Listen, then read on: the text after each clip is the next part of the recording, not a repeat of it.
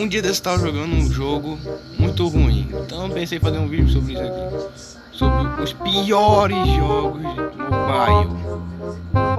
Então vai deixando o teu like aí, se inscreve no canal, clica no sininho e falou.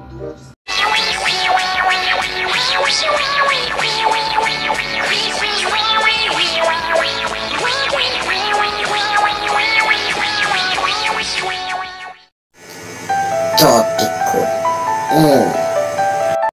1. A maioria dos jogos de hoje são Battle Royale, então vou colocar na lista os jogos antigos, começando com Pou, uma cópia descarada de Tom. E tipo, que bicho é esse? Porque ele é um ovo? Essa é uma pergunta que ninguém vai ficar até hoje. Se você conseguir essa resposta, coloca um comentário aí. Tópico 2.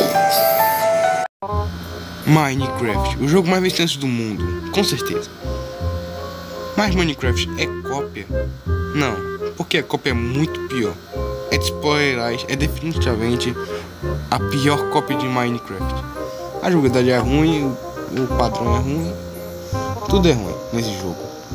Então, é melhor ficar longe desse jogo, senão... Brincadeira. Tudo de brinque.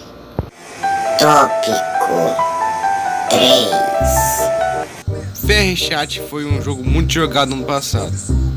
E não vai pensando que vai encontrar um VRChat no Google da vida ou na Play Store, tu vai encontrar um jogo bom. Não, tu vai encontrar um jogo horrível chamado VRChat Simulator, que na verdade é uma cópia descarada e é muito ruim. Tipo, olha esses gráficos, olha que jogabilidade ruim, um jogo horrível. Quem é esse cara? O que ele tá fazendo aí? Então é isso, se inscreve no canal, dá like aí e ativa no sininho aí. Falou!